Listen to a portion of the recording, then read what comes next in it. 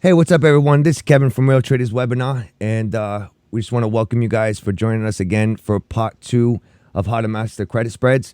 The feedback was amazing, and we just want to thank everyone for all the amazing feedback that you guys sent in, asking for the replay last week and anxious for this week's part 2, where Mark Nicholas, the founder of Day Trading Zones and contributor of Real Traders Webinar, and also Kevin M., a principal from Merlin Capital Management. Guys, before we get started, I just want to ask you if you could do a couple things. Number one, if you could just type in the chat box, let us know that you can hear us okay and that you could see Mark's charts there. If you guys could just type yes, okay, great. Thanks, guys. And also, just remind you guys, if you could just shut off all distractions, and it takes a lot to get these guys to take time out of their busy days to come over and share some cool information with us. And also, one other favor I would ask is that you guys hold your questions till the end. Like we did last week, we're going to let you guys, ask questions, and we'll try to take as many of them as we can. So with all that said, I'm going to pass it off to Mark. Mark, you there? Yep. Good evening, everybody. Sound check. Sounds is okay? 1, 2, 3. Okay, cool. Hey, Lisa. How are you? Richard, Kathy. Thank you, everyone. Okay, so good evening, everyone. Again, my name is Mark Nicholas. I'm the founder of the Day Trading Zones and a contributor for the Real Traders Webinar. Kevin and I are excited to do this part 2. We really had a fun time doing part 1 last week, and we got a lot of email. I have an email, Mark at Real Traders Webinar, so I get also the feedback from this event. And what we are going to do is do a quick recap of what happened last week. I'm going to try, it's going to be tough, in 10 or 15 minutes. Hold on one second, so I can see what's going on. So in 10 or 15 minutes, we are going to do a recap of part 1, and then we are going to go through some spreads and show you the other side of the credit spread, which is, okay, credit spreads is probably one of the best probability strategy in the market available to everyone, and with 68% chance to a 95% chance of success. But 68% chance to 95% chance, it means you still have a 68% chance. That means you still have a 32% chance where you could lose money. And so what we want to see is those cases with Kevin today. By experience, we trade spreads every week, every month, Kevin and I. And by experience, if you do 10 spreads, you might lose 2, 3 spreads. And the key is to understand how you are going to defend those spreads and understand the impact of volatility on your spread, especially with the earnings season. Okay, so everybody starts here. It starts as looking at the direction of anything that you are going to trade, whether you trade options, futures, or forex and spread. You want the direction right. The direction right starts with support and resistance. You need your support and resistance to be right, and your assumptions to be right, and your shift of momentums to be right. So that's the first layer. So let's take, again, a whiteboard to do that recap quickly. So the first layer of the steps that we do is looking at the support and resistance or area of doing business with a higher probability of business. And again, that's the entire slide here that I gave you last week, which is the bell curve in trading, everybody, which is, and please, Kevin, let me know if you guys don't see as I speak Yes, we can see the bell curve. Okay, cool. So the bell curve, what we were telling you last week, is that we as traders have the choice to either trade. So a bell curve, don't be afraid. All it is the 100 price on the bell curve is the current price of a stock with an implied volatility of 20. Implied volatility, what it says is that a stock is going to stay in the range of plus 20% and minus 20% from the current price. So in that case, that would be 80 and 120. When you guys reach those extreme, which is support at 80 and resistance at 120, you increase your probability of success from a 50% shot of trading any current price, which is a day trader already. Day trading 50-50 at the current price, and 90% of the day trader lose money.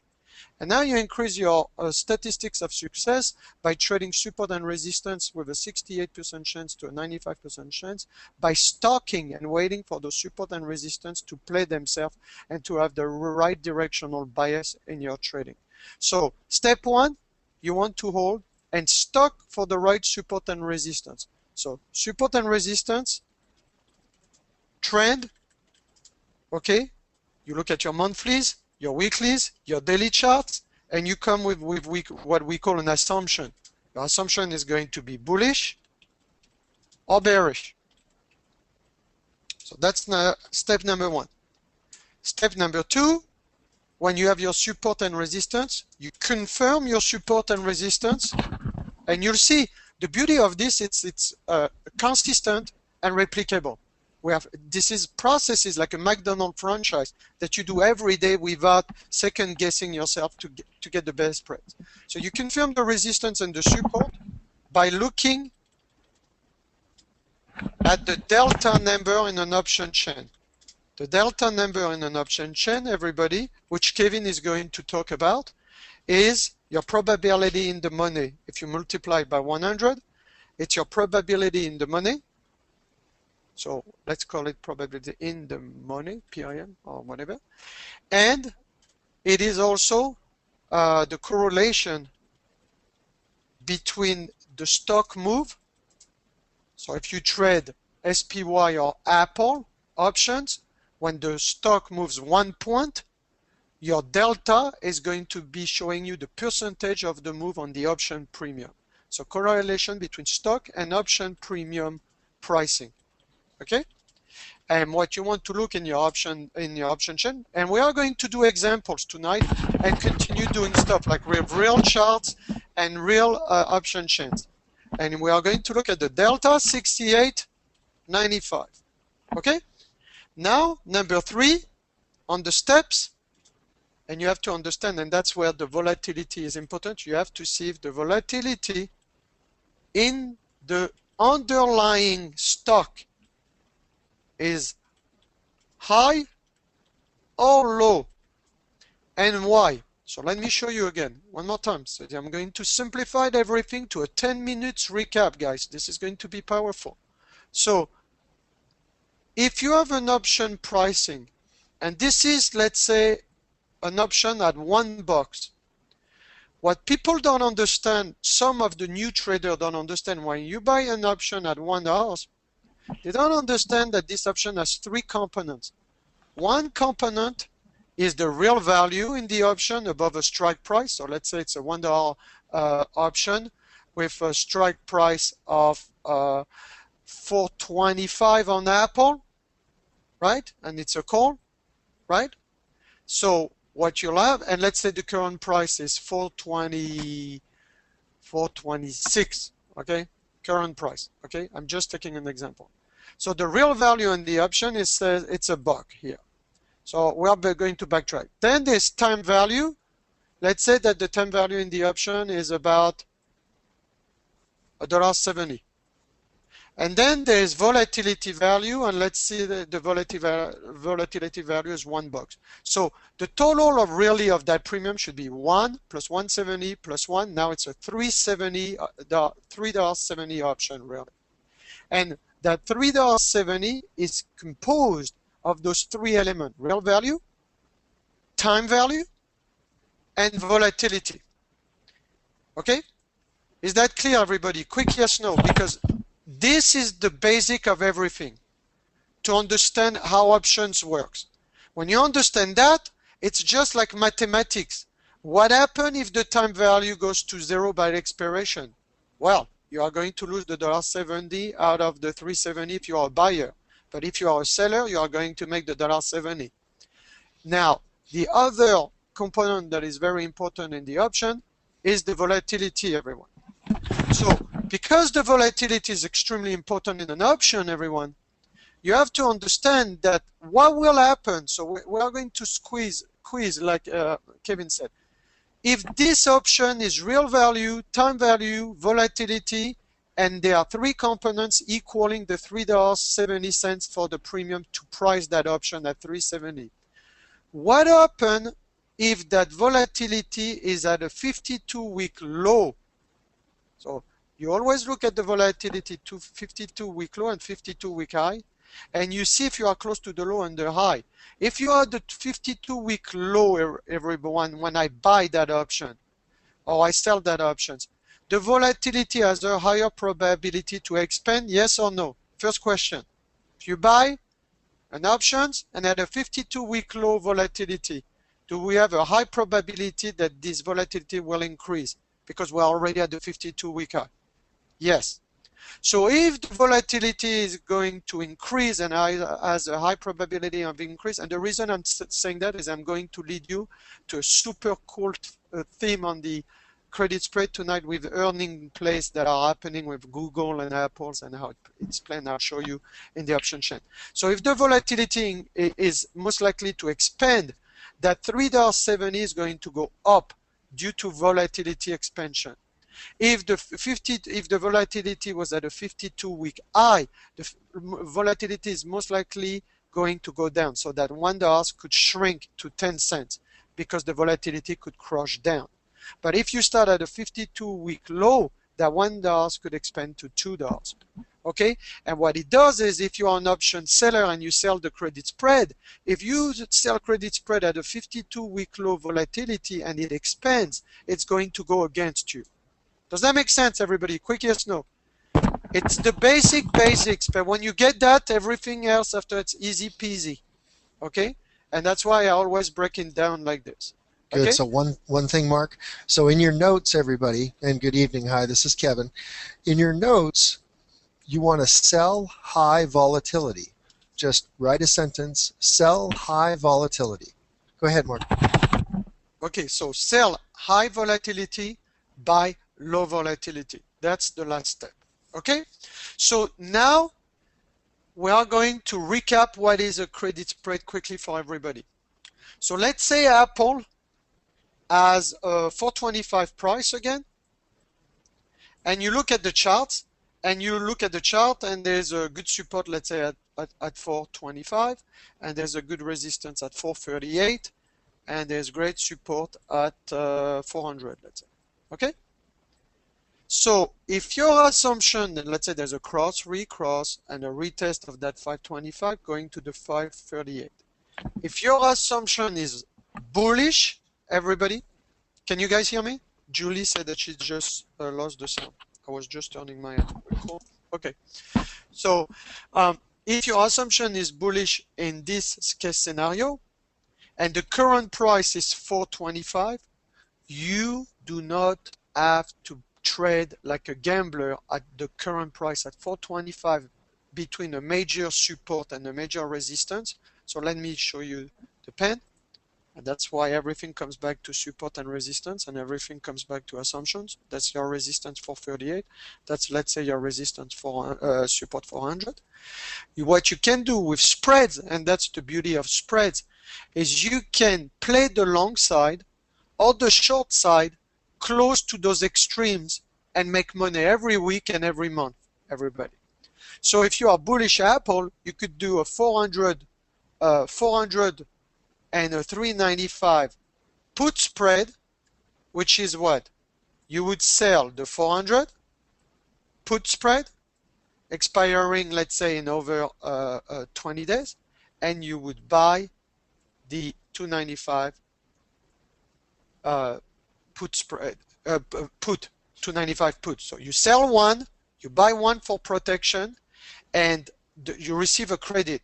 Ideally, we told you last week, the credit you want to receive on the 5-point spread is a 33% of the width of the strike on all your spread, and in that case would be about $1.65. So we assume you got $1.65 for that, okay? And we assume that your volatility is towards either the middle of the range, okay, or the high end of the range. So if the stock goes up, and stay above our break-even, our break-evens are the 400 minus the 165 that we received. So let's say 400 for simplicity of purpose. As long as we stay above 400, we are going to make money. But look what happened now.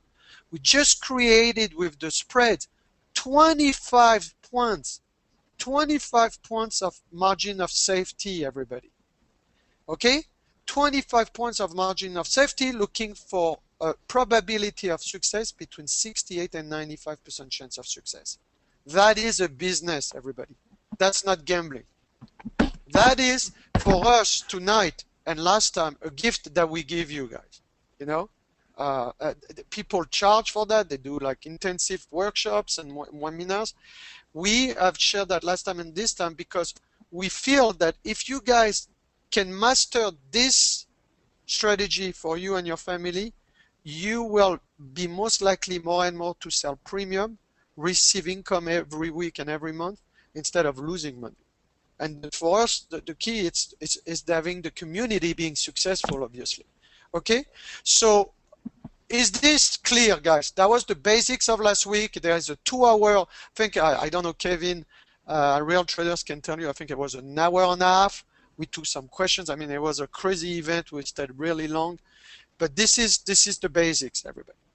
So, Kevin, would you want to go to the Greeks before I start taking example, or can we take one example recapping all of this quickly with real charts and real example?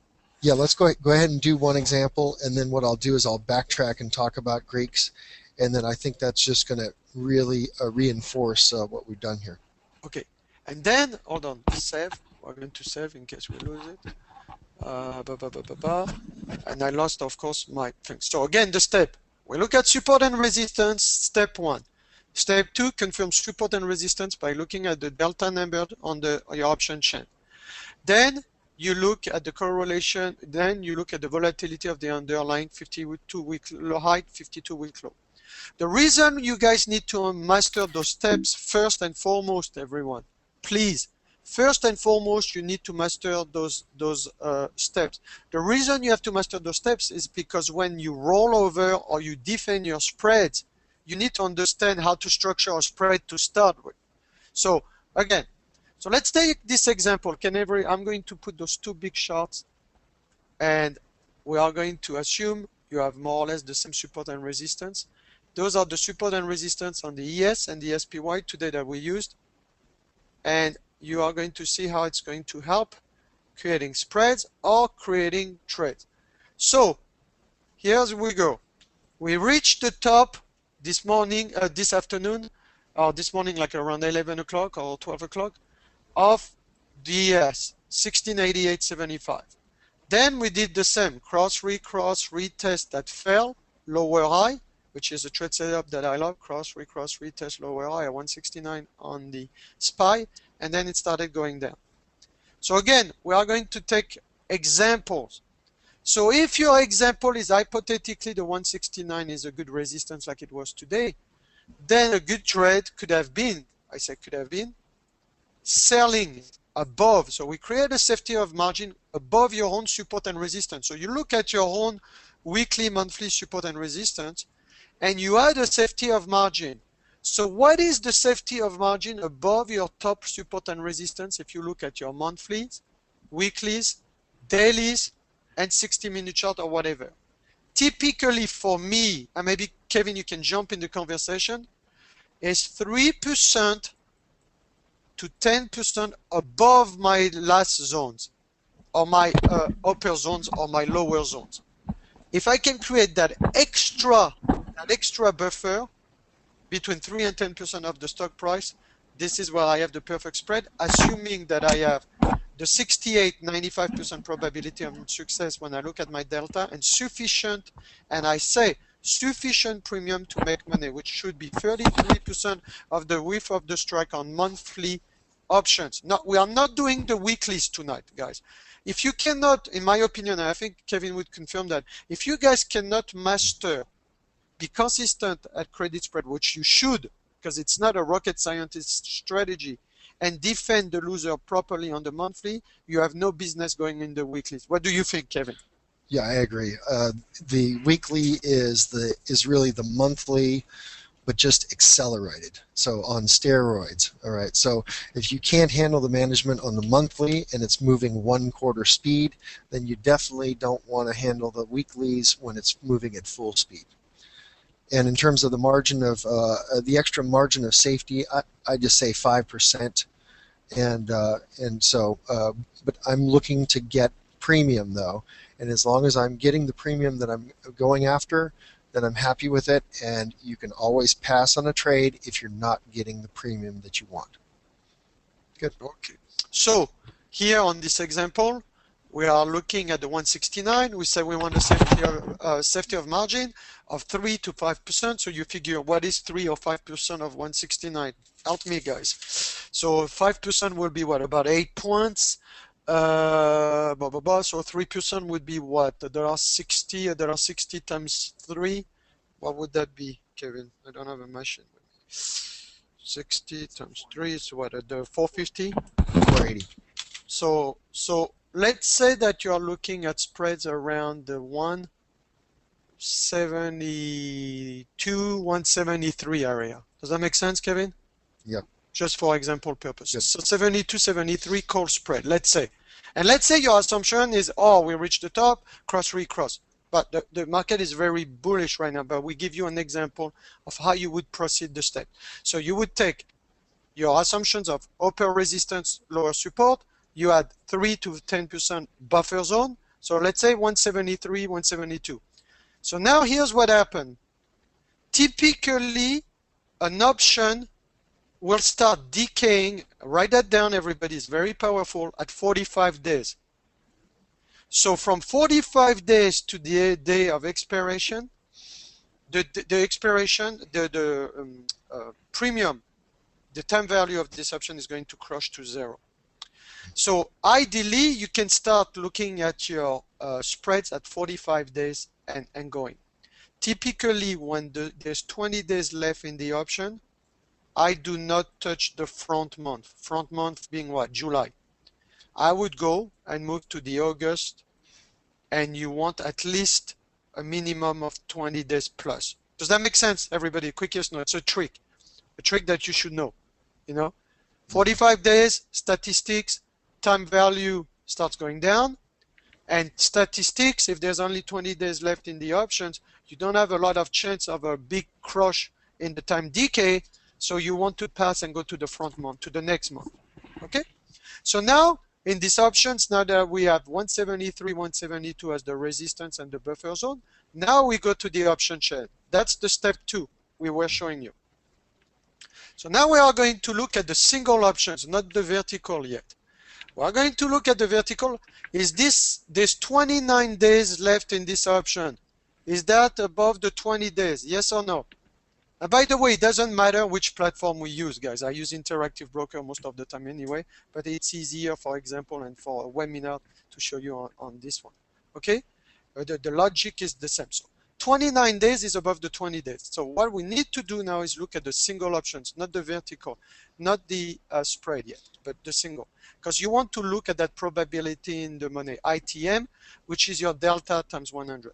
So now we go down, down, down, down, down, and we want to see if the day trading zones are being confirmed by the options professional probability in the money statistics model, which is your delta. And right now, as of today, if you look at the 172 right there, the probability of staying below 172 is 76%. The probability of staying below 71 is 69%. So, question to everybody, on the step 2, is the 171, 172, 173 confirming the day trading zones being good support and resistance at a 3-5% buffer above the top zone? Yes or no? See step 2? Yes or no? So very simple. So now that we have step 2 confirming the zones, we go to step 3, which is what? We need to know on a 1-point spread, because we are going to look for 1-point spread, which are the safest spread, which are the SPY, because they are the most liquid. Can we find a 170, 171? Can we find a 171, 172? Can we find a 172, 173? That gives us a close to 33% of the width of the strike, which is 33 cents. Okay? If that is the case, then we have a winner. So let's go. Now we go. Look at the vertical to look at the premium offered in the marketplace, and I go down, and I look at those premium. And now you have to look at the other side, which we are going to do a call spread. If you are bearish, call spread. Why? Because if the market goes down, down, down, down, down, down, down, your call premium goes up or goes down, everybody. Market going, let's do it like this. Yep. Market going down at the top. If market going down, the call premiums are going up or down, everybody? Down or up on the calls? They are going down. Your calls will go down. The market goes down, your calls are going down. So as your call, so if you sell a call for $1 and the market goes down, down, down, down, down, the premium will go down, down, down, and you can buy it back at a 10 cents. Now you make a 90 cents profit. Now, assumption inverse, if the market goes up, assumption is the market goes up, everybody. Okay? If the market goes up, your put premium going up or down, everybody? Up or down? Down. Because as the market goes up, those premium will go down. So if you sell the put at $1 here, and the market goes up, up, up, up, up, your put premium goes down. Now you have the basics of directions. You have the basics on how selling calls and puts at the top and the bottom works. So now we are looking at the 170 to 173 to sell the calls around the 170 to the 173. So we are going to look probably between those four strikes here, okay? And we want to make sure that the probability of making the money stays around 68%, okay? And that's it. So assuming the 170, 171, or the 171, 172, so 171, 172 is okay. The 171, 172 was okay. So what was the probability of staying below 171, guys? I told you 69%. Kevin? Yes. Okay. So everybody, is this a winner right there? 171, 172, and the current price in the market is 68.66. Yeah? Mm-hmm. So in theory, if you look at everything, it's a winner. But what is the component that we have not looked at?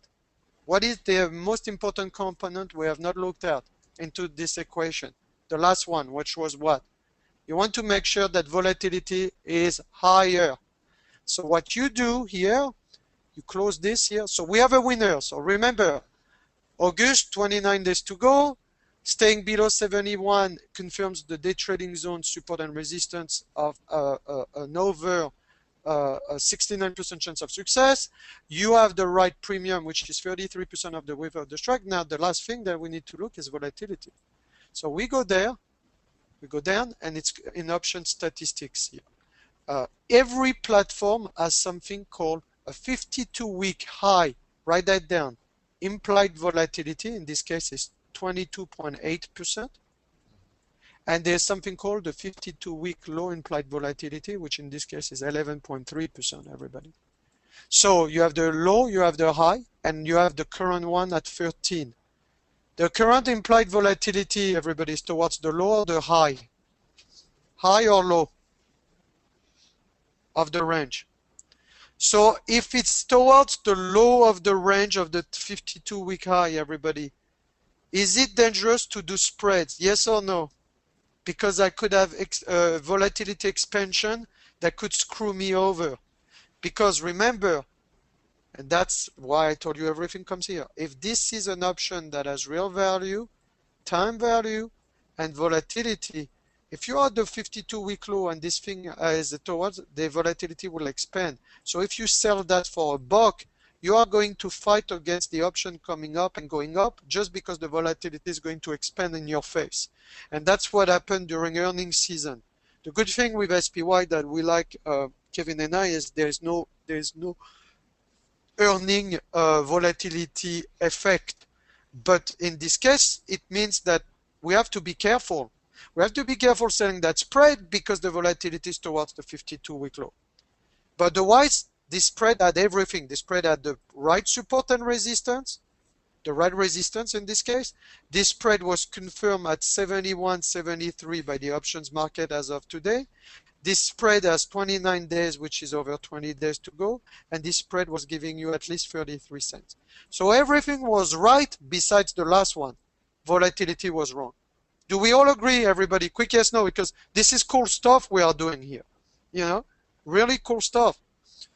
Okay, and I'll make sure I'll give this recording to my guys. So now Kevin is going to talk about the Greeks, and I'm going to take 2 or 3 more examples before we end up the sessions today and show you if something goes wrong. What happened when the options and the spread goes wrong? And after the hour, guys, I will stay longer, okay? I will stay longer and I will go over questions. So hold your questions, guys, because we have a lot of stuff to go over. And Kevin has told me that he's not going to stay more than an hour today because he has the Wi-Fi waiting. Right, Kevin? Yeah, So, indeed. and we all have to be appreciative that Kevin is coming today. Like I told you, like 2 weeks ago, we had one of our hangout. It's very difficult to get hedge fund manager, prop firms, traders that are successful, and everybody that's successful coming, because those guys want to stay private. They don't sell product. And it's not easy to get them. It's easier for us to get the multi-speakers at the end of the month, and educators that trade real money too. But finding the guys that are in the trenches in the hedge funds and the prop firms and on the floor is tough. We'll do one session with Danny at Top Step, which I like a lot. He's on the floor and he has another perspective, but he's more in the future side. So Kevin, do you want me to switch over the screen, or you can use my screen? How do you want to do that for your Greeks? Let's just do a little bit of review. Go ahead and go to your to the 3 qualifiers that you were talking about the items 1, 2, and 3 that you drew. Okay, good. So, hi, good evening, everybody, and thank you for being with us. This is Kevin, and I initially got together with Mark because his support and resistance levels were excellent, and they echoed my sentiments and my analysis. And so what happens is that we're looking at 9 different markets, and now just at a glance I can derive my support and resistance levels. Okay, so support and resistance, that is where we want to take action. All right, they are our targets, or places where we initiate a trade, or we take profits in a trade. Okay, so support and resistance are crucial. We are trading against mathematical models. Okay, you know, the brightest geniuses from MIT, all right, are developing models, mathematical models, okay, of probability, and price does not move in a single direction. It stair steps up, and it sometimes shoots right straight back down. So so probability is very important. So let's just go back to this number 2, confirm resistance and support by looking at the option chain. Okay, and what we're looking for is a probability of 68 to 95%. So that option that we chose, the 171, had a 69% probability of being in the money. Okay, so of making us money. We are the option sellers. Okay, so I do a lot of buying of options, and about 1/3 of the portfolio we sell option spreads. Okay, but Mark and I are very good directionally, and have been looking at patterns for years, and so we do an awful lot of directional trading as well. Okay, where we're buying premium. But tonight we're talking pretty exclusively about selling premium, but I want to, just because most option traders are used to buying an option, I want to give you a little reflection on the buy side so that it might enlighten a little bit more on the sell side. Okay, so we were looking for a 69, the option that we looked at was a 69 probability of in the money. Okay, and for the spread we were able to get 33 cents. Okay, it was a dollar wide spread. All right, we want to get 1/3 of that spread. Okay, And if we were doing a 5-point wide or a $5 wide spread, like in Apple, okay, divided by 3, then we would want to get at least $1.66 or $1.65. Okay. I was a pharmacist for 18 years. My first chemistry teacher told me that your ability to estimate will save you years over your lifetime. Okay, so your ability to estimate. So, Mark, will you put up the bell curve now? Yep. Yes, Right sir. there. Can everybody hear me okay, and is that clear? Yes. Clear. Okay, very good. Okay. So if you observed the market today, all right, then we had what was called a third standard deviation move today, okay? So, which is a rare occasion, all right, that the market, the E-mini S&P, all right, ran up to R3 or resistance level 3, all right, or the third standard deviation border. Okay, so Mark, on this bell-shaped curve, will you, with a pen, mark second standard and then third standard, just so that just so the audience can see. We already have first standard deviation marked off. Okay. So that would be a 1 standard deviation. Good. And then if you go more to the extremes of your support and resistance, you are going to have a 2 standard deviation, which is usually 95% chance of success. Okay, so let me put it there. 2 standard deviation equal 95% chance of success. And now, Kevin, you have to give me the light because 3 standard deviation is new to me. Okay. So, okay, good. So yeah, really. So maybe we what are happens is crushing.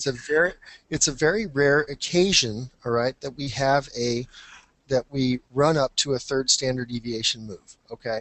And we're going to look at Mark's charts here in just a minute. Okay, but bear with me for a second, because what we did was we started at what's essentially right in the middle of the curve, all right, which is fair value, okay, and we move to the right-hand edge, all right, or what you've heard in the past as the narrow tails of the curve, okay. So what happens is that we want to be placing trades at or near the narrowest part of this curve, all right? We want to stay away from the fat part of the curve, okay, because there is a lot of price just bouncing back and forth, all right? And if you're a trader, then these market makers are hitting, and these algorithms are hitting your stops and taking you out of the trade because you have poor trade placement, okay? You have bought at $100, all right, and you'll be stopped out on our way to $120, all right. So because of the gyrations of price action, right, that is poor trade entry, okay, poor trade placement. And so what we want to do is we want to enter our trade or initiate our trades on the thin ends of the bell-shaped curve, all right, and we also want to be taking profits on the thin end or the narrow end of these bell-shaped curve. Now, these tails are very narrow, all right. In the model, the Black-Scholes model, the mathematical model of probability, these tails are very narrow, okay. In real life, these tails are actually fatter, okay. A second standard deviation move, instead of it being 95%, it's actually about 86%.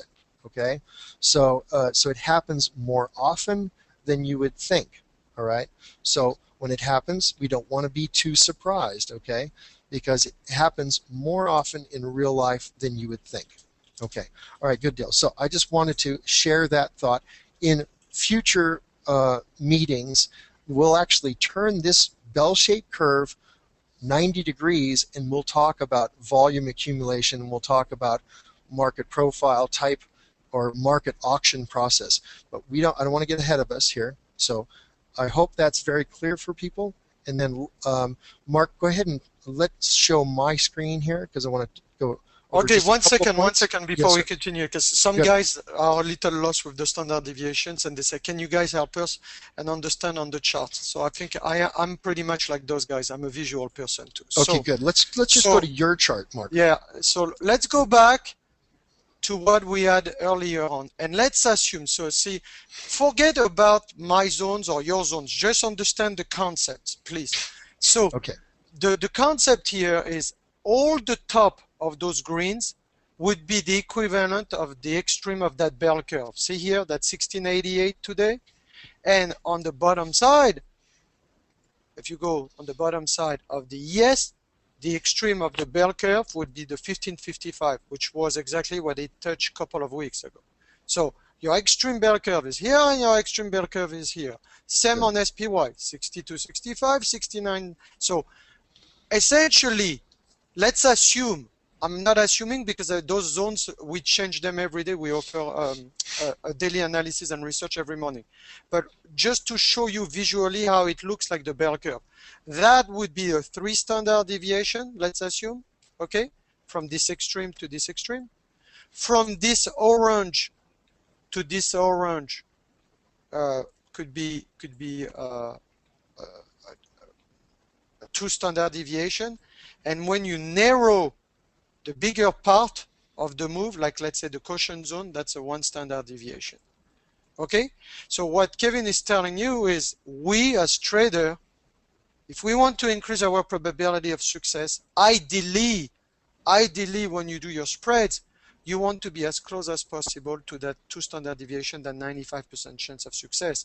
But what you are going to find out is it's very rare to always hit them at 95% of success, 95% chance of success, and get sufficient premium. You might do naked put and get that, because for the extra risk, you'll get the extra reward at this 2 standard or 3 standard deviation. But usually speaking, by experience, and I've done this almost 20 years, is that usually speaking, your spreads, you are going to get them. Ideally, you want to structure them, especially on the monthly, between 75 and 95. Ideally. Because the 65 to 75, ideally, it's not to do the spreads, guys. It might be to do your weeklies, or it might be to do directional plays where you buy the options. But you are not going to find, you are not going to, I don't like to take a 65, 75% chance of success on a monthly spread. I want a 75, 95 if I can, okay? 70, or at least above the 70, 75 area. Good. The 65, 75 would be more of a directional play. Okay, you want me to give you the screen, right? Good, yeah. Go ahead and give me the screen now. Thank you. Okay. You're presenter now, Kevin. I believe so. I don't see your screen yet. Here we go. I see a screen. Okay, excellent. All right. So just like on Mark's charts, now this is an hourly. Okay, I'm just going to minimize this. This is an hourly chart. All right, and this is a 30-day look back. All right, and you recognize that bell-shaped curve, but it's turned on its side, okay? Now this is just volume, all right? Over the last 30 days, all right, we have a bulk of the volume here at 1674 area, all right? So that's really fair value over the last 30 trading days, all right? That's what traders believe is fair value, okay? And what we get is we get price that reverts or snaps back to this fair value, all right? It dipped below underneath, right? And then it also ran up above, okay? And if you are a mathematical person, then you can look and say, well, how far beneath this 1674 did it run down?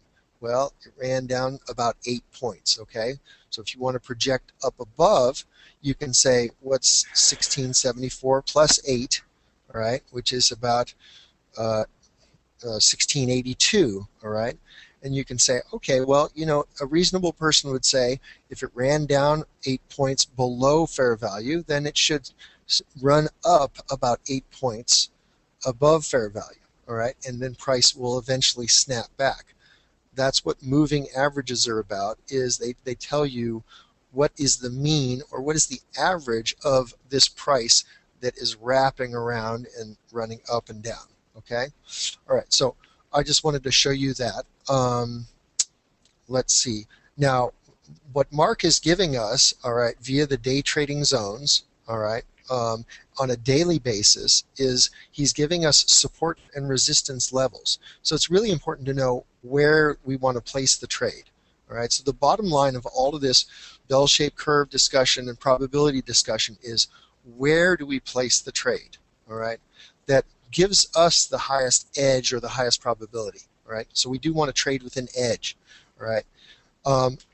And one thing that I looked up and I saw back in my resources is these: if you are a candlestick trader, then go back and review bearish reversal patterns, all right, and bullish reversal patterns, all right, so that you know that, oh, well, look at this here. This is a level where we anticipate that price is going to reverse, okay? This is an area where we anticipate price is going to reverse. Do I see evidence of reversal? Okay, and we're continually looking at this. Price runs up to a high, runs down a little bit, and then makes a lower high.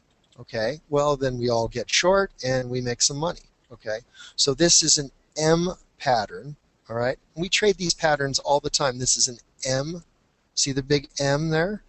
M pattern at the top, okay, and we scroll backwards, we can find a W pattern, right, maybe a little bit bigger, but if we know what we're looking for, right, so let me just hide all the drawings, all right, and is this a W pattern right here? You see this big pattern right here? So the more sophisticated you get, and of course, you know, this level, this 1666 to 1668 level, Mark and I had talked about, and he wrote it up in his daily bulletin that he sends out. Hey, if this area supports, then we're going to run up and we're going to test this 75 area, and sure enough we did. So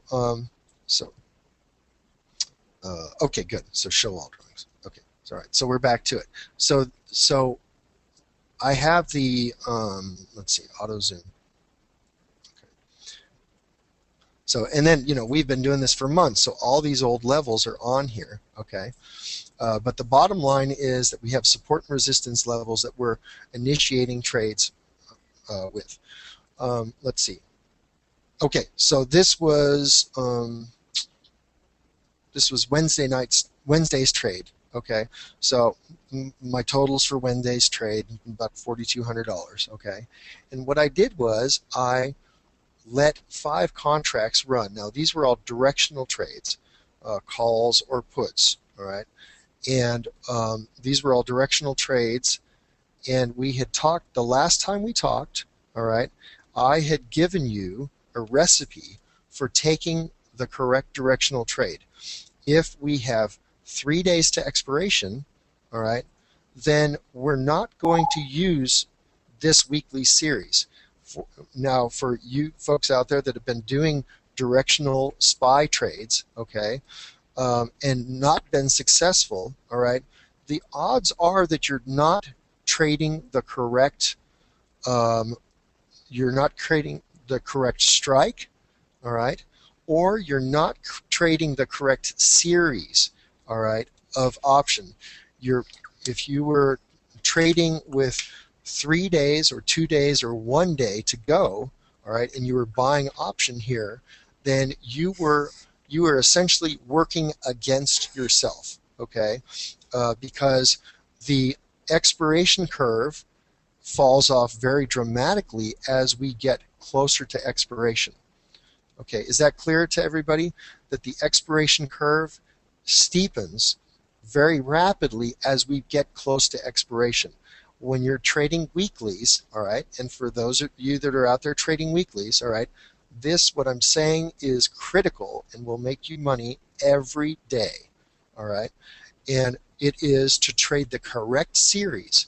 So if we're bearish, all right, we want to trade a 70 delta or greater, all right. which is consistent with what Mark was saying earlier there, 70 to 85 delta, that's what you want to be trading directionally, okay? So for every dollar of the underlying, all right, you're making 70 cents, okay? For every dollar move of the underlying, you're making 70 cents, all right? That's what delta is all about. Delta at the money, all right, is really 50 cents for every dollar. Every dollar movement of the SPY, all right, from 69 to 68, all right, if you're trading a 50 delta, you're making 50 cents. All right, if you're trading 70 delta, you're making 70 cents. All right, so what we're concerned about is trading at least 70 delta, 70, 80, 85, 87, 90 delta. Those are all fine.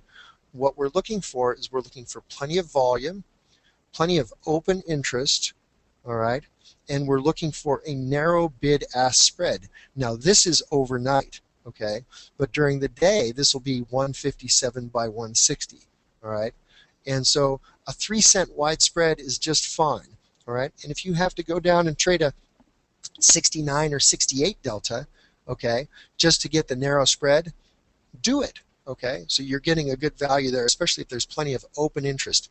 You can get in, you can get out, all right, so if I'm bearish, I'm buying puts. If I'm bullish, I'm buying calls. All right. So this really, with 3 days to go, all right, noon Eastern time, anytime after that, then please do yourself a favor and give yourself the gift of less rapid time decay. Okay, and trade this series. So I was trading yesterday, all right, and I wasn't trading today, but I was trading yesterday, okay, and I was trading this series here with, yesterday was 9 days to go, okay. I was giving myself the gift of not rapid time decay, all right. So here it is right here. So there's that series, all right, that I'm trading, okay, is the July 4/13, this one right here, okay. These are the puts that I'm trading, okay, and I made 20 cents on puts on 50 contract and 20 contract trade, okay, so not bad. And this was just the afternoon. I'd already made about $2,800 in the morning, okay. So, but I wanted to show you that because if you get to where it says 3 right up here, you can trade it until noon, all right, and then don't trade that series anymore if you are buying because of the rapid time decay. Now, we'll circle back to this because that's really important, because if you're initiating a trade and you want to sell a call or a put spread, okay, and it's 3 days to go and it's the afternoon, you know you're going to get very rapid time decay, and you're selling option premium, so you're going to be making money much faster, okay, and that's why I'm bringing this up to you folks, okay. All right, so was that fairly clear, everybody? Yeah, there's some questions, Kevin. Look, there's a question from Scott, because some people say, we were talking about credit spread, we went to directional. So, right. And it's important that you understand both sense, guys, because frankly, we do both. But I personally, I don't know about Kevin, and I had a quick discussion by text last time with him. I personally have 65% of all my trading into selling time decay. I have less than 3% to 5% doing directional, where I buy puts, I buy calls, and I do the weeklies on the last 2 days or last 3 days of the week. And like he said, you buy them at 70 delta and mostly SPY because there's high liquidity and you don't get screwed, excuse my French, like buying an Apple or Google with wide bid spreads that are sometimes even 6%. 6%. By the time you buy and you sell, boom, you lost 6% of your money. So exactly. So let me just finish with one thought, and thank you for sitting with me through that, because what I'm hoping to do is turn on 1 or 2 people's lights in the audience and reinforce that, okay, that when you hold on to a trade overnight, here is time decay right here. This is called Theta. This is actually a very small position of just 5 puts, okay. the balance of what I had on before here, see? So I just left 5 puts. I let them run overnight, okay? And, you know, if the market gapped down, then I could make some good money. If it gapped down, you know, ES 10 points, I'd make $350. Well, it didn't gap down. And what did that cost me in time? Theta is here, and it cost me $33, okay? And so here are these components. Here's delta, there's gamma, there's theta, and then there's Vega. Vega is the volatility component Mark is talking about. Theta is the time decay. Gamma, all right, it accelerates as you get closer to expiration, all right, and is a component of the delta component, okay? So very good. Thank you, Mark. I appreciate you indulging me on that. I just thought we would turn a couple of more lights on. If you haven't done it yet, then please pull up these bearish reversal patterns and bullish reversal patterns. Do yourself a favor and review those and know them, okay? The reason I put them up there, so if you folks want to do screenshots, you can do screenshot. That's fine. It's funny that Kevin is showing some of the candlestick pattern, because next week we have an hangout, guys, and it's going to be on candlesticks. So we are going to do that. I myself, after 20 years, Kevin, believe that after 20 years, I might know maybe 3 candlestick patterns. So I think we can all benefit from the event. Mark your calendar. It's going to be Tuesday night, not Thursday. It's going to be Tuesday night at 8 p.m. next week. We'll have someone that is probably one of the most authoritative person for candlesticks. It's going Wonderful. to be cool. Wonderful. Okay, well, good. Thanks so much. I thank you all for sitting through that with me, and I hope that, you know, it just illuminates you. Like I said last week, the analogy is when you walk across the lawn, you know, that your mom and dad have a perfectly good lawn, but as a teenager, you're taking a diagonal, you're taking a shortcut across the lawn, you go back and forth, back and forth, back and forth, and then all of a sudden the grass never grows there again. All right, that's the way it is with derivatives. All right, that's the way it is with the stock market. All right, and that's the way it is with price action, candlestick reading, these support and resistance levels, and what strategies we're going to trade. All about probabilities, and it just wears a groove in your mind until that's the way you think. If you didn't start off being a mathematician, all of a sudden, you know, you're a closet mathematician that can do estimating in your head. So it's beautiful, and this type of stuff really changed our lives, and that's why we're sharing it with you, and we hope that it really has an impact on you guys. Thank you. This is great stuff. Thanks for sharing with us, Kevin. I'm going to take an example of a spread, guys, and and we are going to assume the spread goes wrong, and what are our alternatives of defense. If you want to stick 5 more minutes, if you have to go, you have to go. I understand your wife is around. I don't have this problem anymore. I used to have that problem for 20 years. Yeah, you still got the kids. So hey, switch back to you as a presenter, Mark. Okay. Here and here. Do you guys see the day trading zones back, or at least the support and resistance? Yeah, now we do. Now we do. Okay, cool. There might be some questions for Kevin. Kevin, if there's a question just specifically to what you say, can you look at it quickly and answer a few questions? You know, I'm just quickly. I'm not seeing the questions very well here, but yeah, go ahead and read them off if you want to. Kevin, can you help him? Hold on, maybe I'll look some for questions. Yeah, you just gotta scroll up, Mark. If you scroll up, you'll see them there. Okay. Yeah, I see it, but the box is just so small. I'm sorry, folks. Everybody is giving great feedback. Yeah, thanks so much for the feedback, guys. For They're loving it, that Kevin. We went over, so that this is appreciated. But let's see if there's a question, like a question.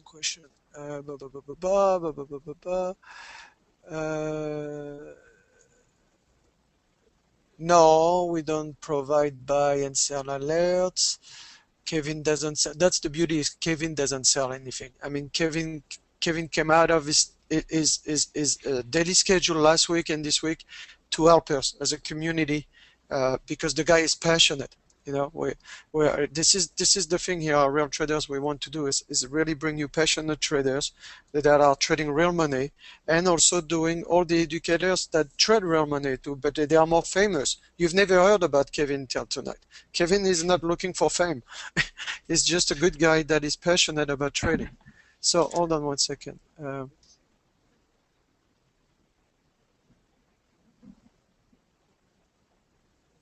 Yes, yes. In fact, good. That's a good question. Let's say that you are selling, okay, some premium. Let's say that we get 33 cents credit on a $1 wide, all right, that 171, 172 August call spread that Mark was talking about. All right, so let's say that we get that credit, okay. So as soon as that order gets filled, all right, that money is yours. That the 33 cents, okay, is yours on one contract, 10, 100 contract, okay.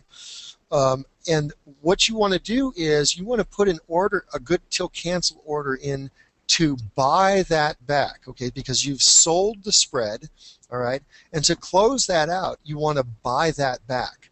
You want to buy it back for a nickel, okay. So you want to submit that order, and you want to buy that. You want to buy that spread back for a nickel, and you want to make it good till canceled, all right? And the first several times you do this, I want you to call the trade desk and have them walk you through it, okay? The trade desk is part of your team, okay? You don't want to be afraid of them. You don't want to be intimidated by them. They're there for you. You're paying good money, all right, for them to facilitate your trade, all right? And so you want to make sure that you're on a first-name basis with all the guys on the trade desk. Okay, and you might have a favorite that really knows a lot that can help you. Yes, 5 cents. Thinkorswim, and you know, whatever. I don't work for Thinkorswim, and so you know, they though will facilitate closing your trade for 5 cents, and they'll do it for free. Okay, so any shorts or any, I usually just close out the entire spread. I submit that order for 5 cents. That way, when the spread does fizzle down in value from 33 cents to 5 cents, okay, you're first in line to get out. Okay, does that make sense, everybody? So hold on, there's a lot of great questions. We are going to take, hold on guys, stop typing your questions for 1 second. And writing in the text, because what happened is we have to scroll back up to answer questions, and we want to make sure we answer all your questions. We are going to answer a few questions and go back to do one example. It's already 10 o'clock on how to defend spreads and how, by experience, what are the alternatives. Remember, we started the conversation at the beginning of the night with the steps to do proper credit spread. So now you start having the spread and the steps. You have the steps from last week's webinar, which is 1 hour and a half long, which will be reposting the link again if Kevin has it handy somewhere before you leave tonight. And we'll do one example on how to defend a bad spread. And my take, there's a couple of alternatives that you have to think of, and hopefully help you think differently on how to defend spreads. I call that spreads gone wild. So here are a couple of questions. So I'm coming back up, and let's go. So how do you get 33% premium on a weekly option series? You don't, Fred. Those are the monthly. The 33% of the width of the strikes you looked at for the monthlies. You look at also as a rule of thumb. If on the weeklies, you might get that on an earning weeks, which we have not even talked about, which is the most important really this week and next week to protect you with your spreads, because volatility is expanding crazy during earnings. So the night before, look at my screen, I'm just going to take a pen because that's very important before you get into spreads for the next few weeks, crazy, and go slowly on your spread, please. One contract.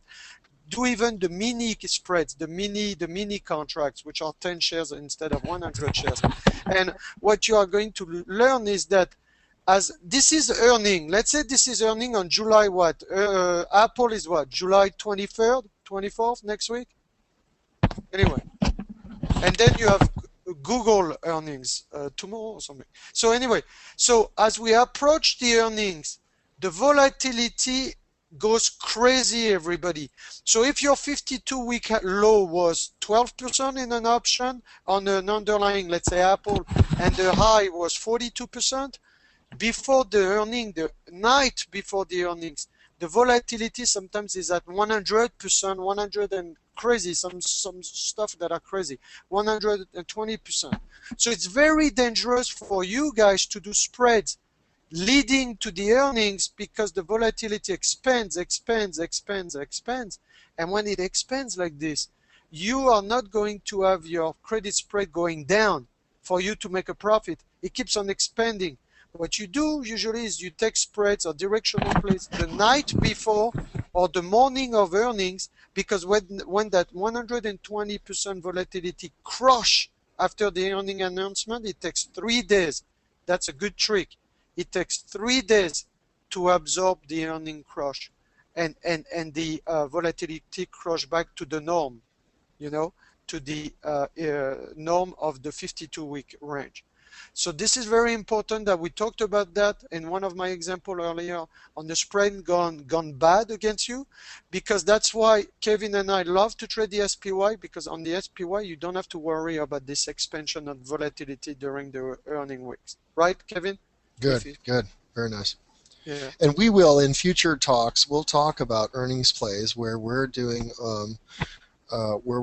iron condors, all right? And there's an entire formula for, you know, what are good candidates for these iron condors or, you know, credit spreads. What are good candidates? And like IBM, you know, it basically, the volatility doubled going into earnings.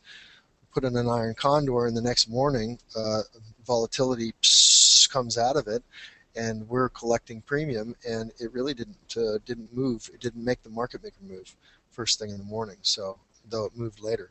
So these are strategies that we'll talk about in the future. Because you have to understand, guys, he does that for the past 10 years. I do that for the past 20 years. It's very difficult for us to come in last week was an hour and a half, and today will probably be an hour and a half, to really absorb everything and give you everything we want. Like, I would love to go about the earning play, because like what I just saw, I didn't check the Google. I was looking more at Apple, but the Google was in the 907, 915 area, and apparently, yeah, and now it's 873. So apparently the earnings came up and boom, boom. Now, what you have to understand is you should have looked at the close. Actually, we can look right now, and you'll see tomorrow morning. This is called the effect of volatility on the play. So if you look at Google right now, okay, bid ask 773, but look at this now. The 29 days to go, no, like 29 days to go, or this week, this was the earning week. Look at the volatility, guys. It's 77%. I don't know if it's already adjusted from the earning, but it was 77%. If you look at the 52-week high and 52-week low, I tell you, we've blown up the 52-week high, which is right there, 33%. So from 33% 52-week high to 77% this week, it's double. Yeah, it's double. And, I mean, look at the option chain there, right below where you've circled there. In the month of August, right? It's 28%. So look at what normal volatility should be, and it's basically pumped up double. All right, and then up above that, all right, under where it says company profile, is the MMM. That's the predicted market maker move. Okay, and one thing that I'll give you guys is when you're setting your spreads, all right, they're right there at the top, everybody. Thank you. They're predicting a 35-point move. All right. So what we do to assist us in our probabilities, okay, is say 35-point move times 1.5. Okay, that's where you want to set your strikes, times 1.5. I'm doing it on the calculator. $52. Okay, so if you want to get a high probability, you'll get less credit, of course, but if you want to do a high probability trade, you will set your strikes $53 or $55 above current price and below current price. So hold on, just for example purposes of the real stuff here, the close of Google was 910. Yeah, it's very good stuff. The last close of Google was 910. 910, you subtract the, so just that I repeat, everybody. Yeah. The market maker move at the top, which is 34.51, is just the one standard deviation, which is 68% chance of success. What we do is we create an extra buffer on top of this by multiplying this number, the 34.5, times 1.5. So we create a 50% more buffer than the one standard deviation. So we are not at 2 standard deviation, but we are in between.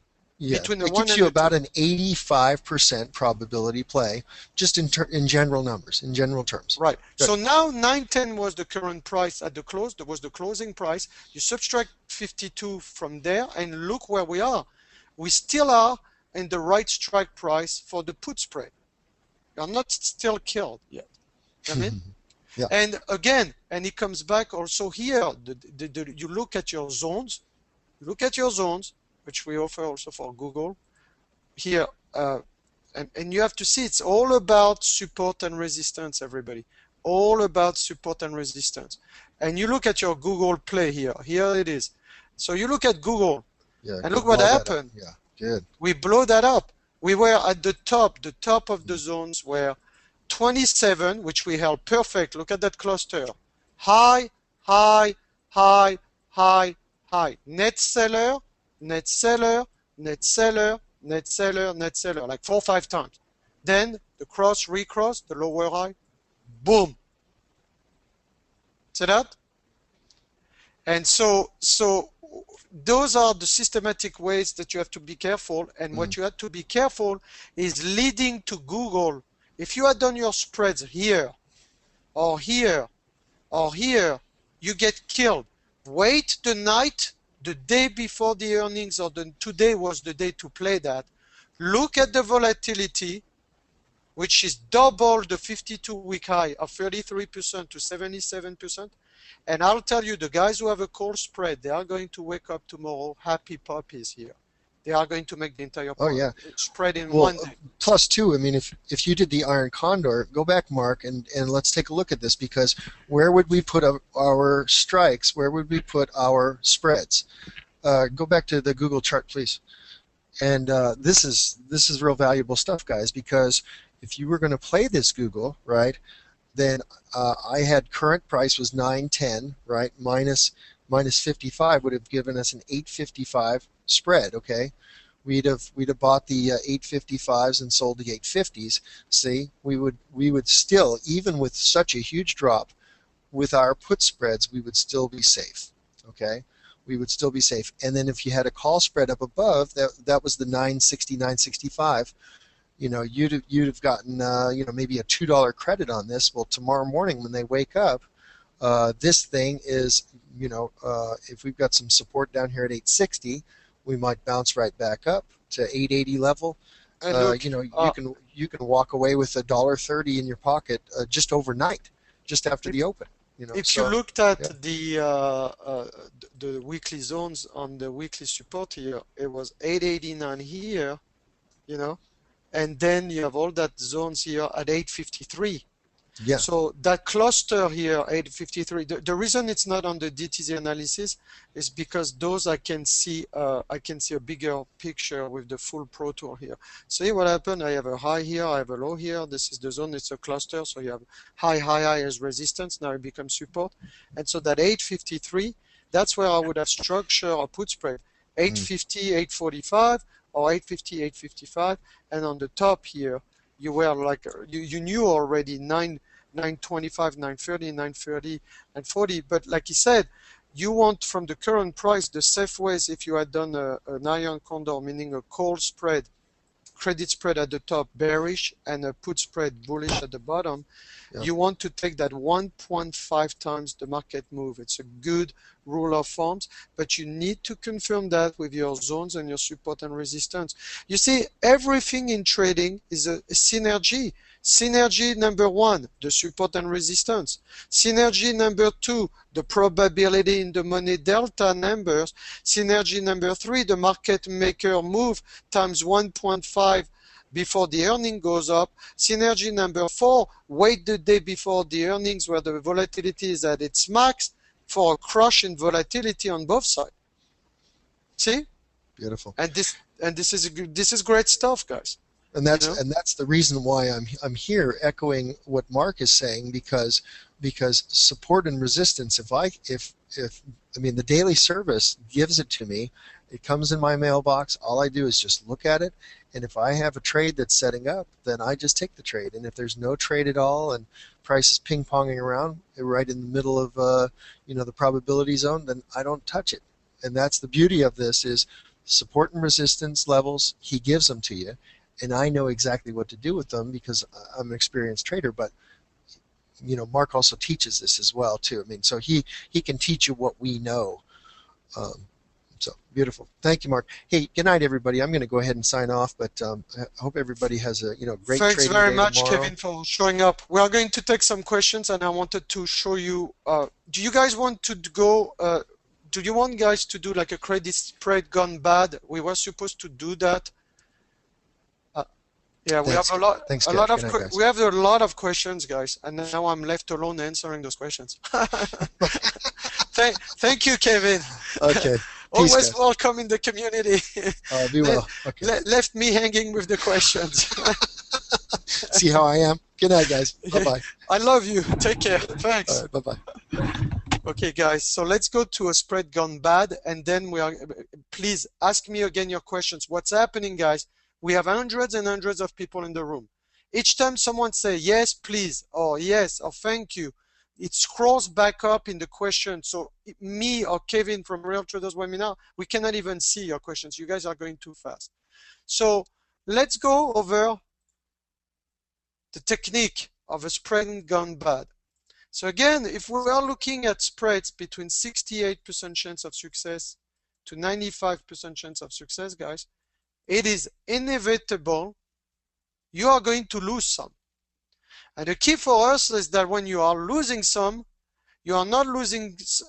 So again, this probability right there, which is the lowest probability of your overall portfolio, would mean that you might lose 3.2 spreads per 10 spreads that you play. So the key here is you don't want those 3.2 spreads to screw up all your other 6.8 winners. Does that make sense, everybody? Quick yes, no. That's first and foremost logic. You have 10 spreads, your probability of success in your overall portfolio is 68%. You want to make sure that the 3.25 spreads that you are going to do, okay, are not going to screw you up. So here's what happened. 3 ways of defending your spreads. Number 1, when you do, also we are going to call that defending. Should I write? It's more clear, right, Kevin? Yeah, it is. It is when you type. Yep. Are you telling me that my drawing sucks? Yes, it sucks. Pretty much. So okay. That's what I figure you were telling me. Well, not only that, but it stays after you, when you type it, it stays there so people can take notes after. It helps. Okay, so defending spreads in 10 minutes, guys, and that should be a hangout in itself that we should do later on if I'm allowed to do it. So defending spreads. Gone wild. So here's what happened. Statistically, stats, if you structure them at 68%, 95% chance of success, the worst case scenario is you are going to have, let's say, 30% losers. Yeah? So what to do and how to do. What to do and how. That's the bottom line, okay? Because everything else is pretty much straightforward. You just have to be careful with the volatility of earning, which will screw you up if you don't do what we told you to wait the day before the earning. Or even the next morning. Anyway, now, the reason, and I talked to a lot of guys that sent us some emails about last week, and they say, well, what about the spread where I screwed up and I lost $5,000 on Apple because he had 10 contracts? And what about the spread where I make 7 spread and it wipes out my profits? or I am marginable profitable. And my first question was, did you do equal sizes? And the answer, of course, was not. Meaning what? I told you last week, one of the big mistakes spread traders do, they approach their spread at the same equal size. So what they do is they take a 1 SPY 1 point spread, they do 10 contracts. Then they do a 2.5 spread, they do 10 contracts. Then they do a 5-point spread on Apple and Google like tonight. If you are on the wrong side of the equations, they do 10 contracts and they got killed $5,000 right there, boom, in one night. Here they get screwed $1,000, and here they lose $2,500. So what you have to do, and I told you that last week, you have to readjust your size. That's your first thing, the first line of defense. The first line of defense for everybody in this room, everyone, is going to be your size and adjusting your size for the width of the strike, which is your maximum loss on the spread. Does that make sense? Yes or no, everybody? Meaning what? If you do 10 contract on the SPY, everybody, then you need to do on the 2.5 point spread, you need to do 4 contract because you lose the same than the 10 points, the 10 contract on the SPY. If you do Google, Apple, and it's a 5-point spread, or the crazy Netflix and a Priceline and the Amazon, then you need to do 2 contract. Now, what you have essentially done, everybody, is you readjusted your sizes for the width of the strike and the potential loss. And the guys that I talked to last week that sent me email, they did that mistake. They did 10 contracts across the board. 10 SPY, 10 2.5 spread, and 10 Googles and 10 Apples. Well, no wonder why he wipes out everything, because if he makes 20 cents here on each spread 7 times, on 1,000 contracts, that's $200 7 times, that's $1,400. But if he plays the same 10 contract on Apple and the Googles, he's going to lose 5K. Do you understand, everybody? Quick yes, no, because this is very profound. This is your first line of defense. It doesn't matter if you are losing. It matters that you lose small and that you adjust your size for the width of the strike. So that's first line of defense on your spread. Second line of defense is this. It's called a rollover. So basically what it is, and I'm going to try to make it simple for everybody, if I can get this thing to clear up. Maybe I go lower.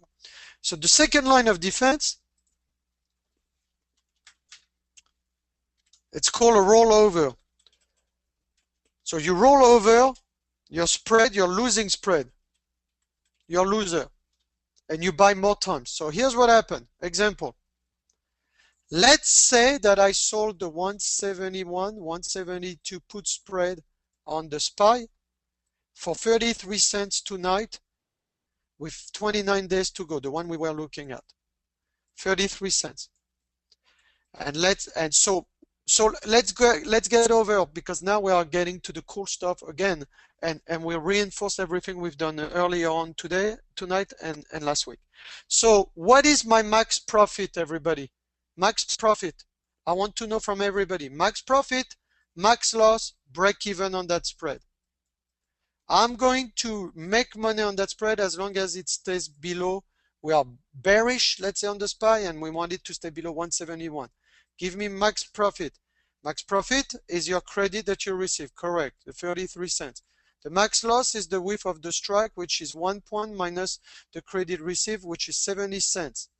And now the break even is what? Is the low strike, yeah, plus the credit received, which is 171, plus the credit received 33 cents is 171.33. So as long as you stay below 71.33 by expiration during the next 29 days, do you make the entire 33 cents? Yes or no, everybody? We have a couple of hundred people left here. The people that are really serious and people that really want to change their life on the spread and really want to get this thing nailed down and be part of this discussion. So if we stay below 171.33, do I make the entire spread, which is below the break even? Yes or no? Yes. As long as you stay below this 171.33, you have a core spread, you are looking for a bearish move, you make the entire 33 cents. as long as you stay below 171.33, and the current price is 169. So you have a 2 or 3% buffer before you lose money. But now let's assume the opposite sense. Let's assume your scenario was going down, down, down, and suddenly the damn thing blows you up past 171.33, your break even, or your 172. Now you are losing, and you are starting to lose, meaning what? You sold that for 33 cents. Instead of going down, the spread is start going up now. So now it's going 40 cents, 60 cents, 70 cents, and you're like, shit, what am I going to do with this? Okay? So one strategy is just you take the loss and you move on. You move on because you do consistent size and you risk a consistent amount of money on all your spread. Like when I adjust my size like this at 10 SPY for 2.5 spread and 2 contract on the Apples and Googles, I have consistent risk on all my trades. So I move on, take the loss, I make 7 trade right, I lose 3, I'm still a winner. Does that make sense, everybody? If you stay at equal amount that you are going to lose, okay, you are going to make money even if you lose 3 spreads. The problem I told you is when the people start doing big sizes on the 5-point spread, they wipe out everything else. So one strategy is you just take the loss and you move on. You say you say to yourself, well, I don't read the charts right now. My support and resistance are not clear. So you move on and you have millions of stock with high volatility where you can sell other spread. The last one possibility, it's called a rollover or spread loser. So if your spread goes to expiration and tomorrow is expiration and now you are at 70 cents or even at 80 cents, let's say, but your max loss is 70 cents. So let's say you reach not your max loss, but let's say you reach your max loss. But anyway, let's say you lost 70 cents and tomorrow is expiration. You have 2 choices now. Choice A, you take the loss, okay? Choice B, you roll over, meaning what? You are going to close this one for a 70 cents loss, but because the stock goes up, goes up, goes up, goes up, goes up, goes up, and blows your break-evens and everything. What are the calls doing in that time frame? What are the calls doing? Are the calls going up, everybody? In the same month and the next month? Are the calls keep on going up? Yes or no? Yes, they become more expensive. And as they become more expensive, guess what? Now you might have lost 70 cents, but if you look at your chart again and you are dead sure in your assumption that the 175, let's say, and the 176 are a good place to roll, and this thing keeps on going up, going up, going up, going up, it is possible you might sell the 176 or 175 for something higher than your loss. In this case, it's not really possible because it would be 33 cents. But ideally, your loss here, you would have a 33, you buy it at 33 cents, you might have a 20 cents loss. And then you might be able to sell the 175, 176 for the next month. You buy more time for 33 cents. So you buy some time. And now the total, you lost 20 cents here, you make 33 cents here. Yes, you block your money for 60 days, but you will become a 30 cents winner. Does that make sense, everybody, or you want me to slow down on this one? It's called a rollover. You roll not only because the price of the calls blow you out and they keep on going up, but you roll to the next month because the next months have more premium. Quick yes, no. Say yes, got it, or slow down. If you say slow down, we might go in the option chain and I'll show you some example. Okay, so we are at 66 call and 33%. Please show it up. Okay, so here's what happens. Let me show you. Let's go back to the option chain. Okay, I go to the 29 days to make it easy, the one we looked earlier on. Oh, let's look at SPY. Let's look at the same SPY. I go back to the SPY I was looking at, 71, 72, right there, last line, and I sell it for 33 cents. Can everybody see? That was our assumption. Oh, just jump again, sorry. Right there. So 71, 72, guys. 27, 33, let's say we sell it for 33 cents right there. Can everybody see that? 29 days to go, everybody. Yeah? So if there is 28 days to 29 days to go, it's 33 cents, but let's say the damn thing goes above 71.33, my break even, and even below the 72. Then what will happen is all those spreads will go up, all of them, because obviously mine is going up too, and I'm losing money. This one might be at 50 cents, and the one below might be 33 cents.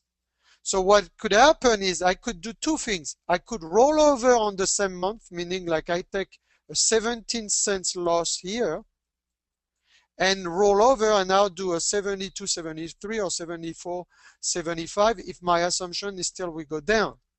Okay? Or another thing that is powerful is look what you're doing. You close the August for 20 cents or 17 cents loss. You close the August with your loss.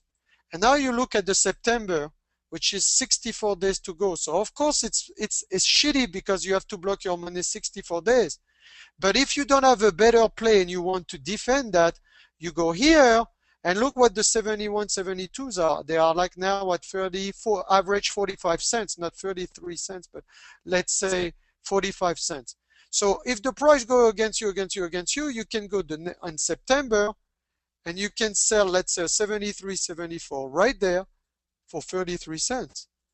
So you will make 33 cents here, you will lose 20 cents here, but in 64 days you come out as a winner. You have to be patient. By rolling over, guys, you make money on the rollover, you lose money on the front month spread.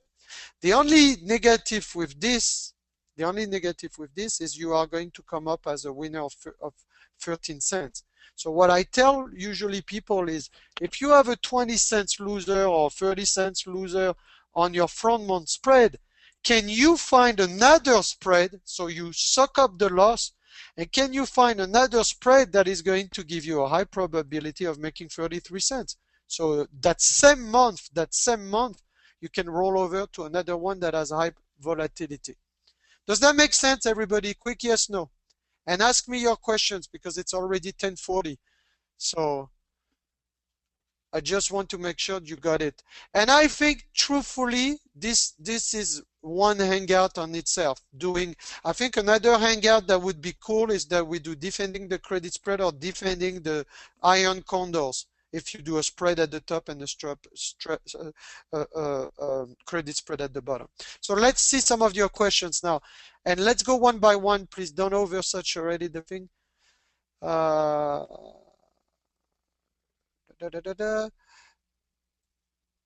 Okay, Doug says, I got it, but at what time do you make the adjustment? Before it goes into a loss or after it has gone into a loss? Well, two answers to that, Doug. First and foremost, I always look at what?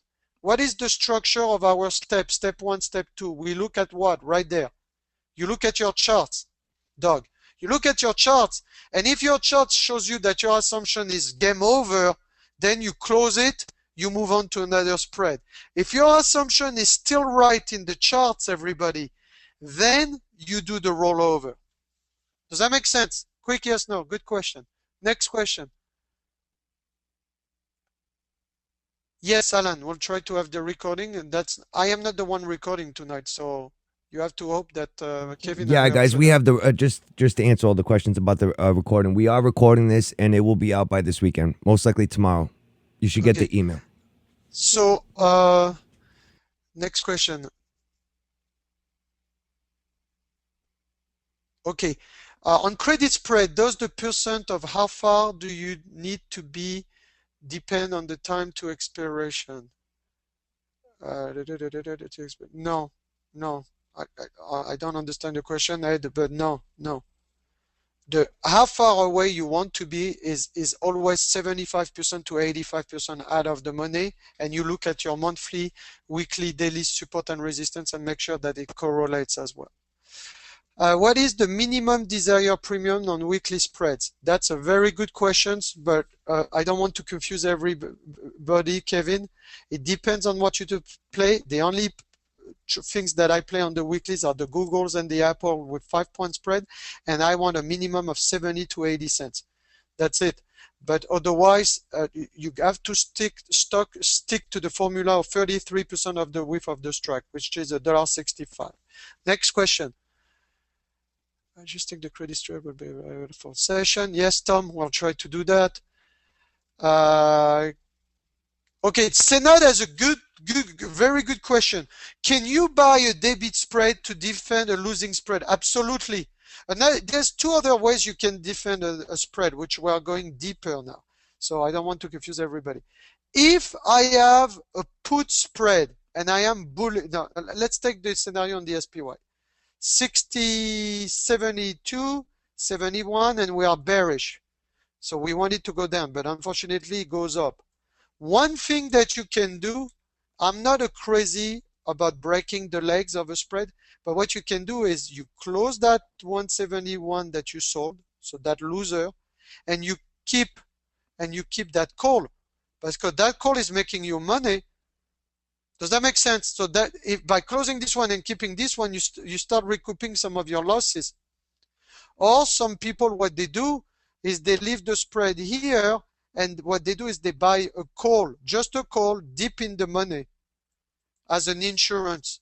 So this deep in the money call is going to make you money and offset also the loss on the spread. That's a little more advanced technique than the roll, everybody. This is years and years of experience, guys. Okay, next, some questions. Thank you, guys. Thank you, Mitch, for the feedback. Thank you, everybody, for the feedback. What about if you reach your break-even price, then you sell? No, you don't want to be doing this, guys, because you can take, and this is something we didn't talk about that you have to be very careful. If you look for spread with 68 to 95% chance of success, there's something on Thinkorswim that you can look. It's called probability of touching. Probability of touching is essentially probability of testing you. And sometimes you might take a spread at 68% chance of success with a 70% chance of testing you. Meaning that if the support and resistance on your chart still looks bearish and you have a 68% chance of success, but you have a 70% chance of being tested, it means that you didn't time well your spread. You are going to be tested, but it doesn't mean that by expiration you still don't have a 70% chance of making money. Does that make sense, everybody, what I just said? It's very profound. Very profound. Let me show you here on Thinkorswim there, on the platform, because that's more advanced. See, this is the probability in the money, but I'm going to show you something very profound. Let's go back to the single options, and you are going to say, wow, that's interesting.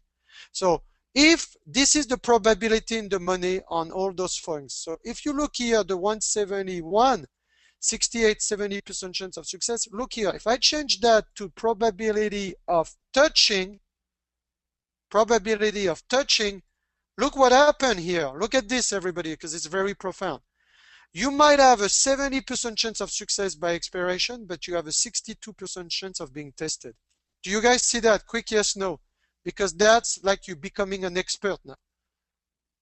Because, yes, you are going to make the money by expiration, but the market makers are going to make you, to give you a sweat for it. So again, it always comes back to the consistent and replicable step, guys. Support and resistance, number one, with trend identification. If this is still in place, you take the trade spread 75 to 85% chance of success for the spread. Usually that's the meat that I have, 75 to 85% chance of success, probability in the money, but you have to be careful because your probability of touching might be above 50%. So you can still have a jerk reaction where they retrace and test you. And the problem is most of the guys that lose a trading spread, everybody, they lose the trading spread is because they get tested and, oh, they freak out. They get out with the max loss. Does that make sense, everybody? Yes or no? Because this is the two biggest mistake of a spread trader is they have bigger size on wider spread, or they freak out and they sell on the max loss. They freak out. They just freak out. They take the loss. They don't understand the role. They don't understand how to defend, or they don't understand the stuff that I'm telling you here with protection, with insurance of buying another call or another put, or they don't understand that they have a probability of being touched. I hope you guys enjoyed this. This was a free webinar, everybody. We gave you guys over 3-4 hours since last week and today. I hope you got a lot of stuff because we are big believers that this can change your life, everybody. This can change your life instead of being a degenerated gambler without knowing it, trading at the current price with 90% of the trader losing money. This is really the stuff that works, everybody. And Kevin came, he has been generous. I come, and we want to do great stuff like this every month, you know, and this is our promise to you, you know. We want this to be done with Real Traders Webinar. Provide you multi-speakers and provide you weekly hangouts that are really pragmatic stuff that can help you. Thank you very much, everybody, for coming tonight. Thanks, Kevin, again for inviting me.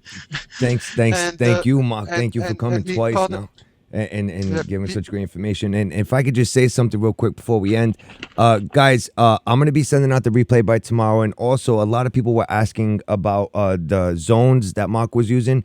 What we'll do is in the email, I'll put a link to Mark's zones. Those are Mark's tools, the day trading zone tools. We'll put a link in there for you guys if you guys would like that. And yeah, that's about it. Mark, again, thank you so much for coming by and sharing all this great information. And stay tuned next week, guys. We told you the Tuesday, right, Kevin? Tuesday, 8 p.m. Yes, yeah, guys. Next week it's going to be on Tuesday, so please, write that down. It's not going to be on Thursday next week. We all are a bunch of contributors, and we talked about the educators that we want and stuff. Next week, you are going to have candlesticks. So Kevin talked about the importance of candlesticks. Yep. And the truth of the matter is, even me, after almost 20 years trading, I do not know more than 5 candlestick patterns. So we're all going to be taking notes. I'm sure I can learn something. You take care, guys. You have a great evening. Thanks, Frank. Have a great night, guys. So late with us. Have a great night, guys. Bye-bye.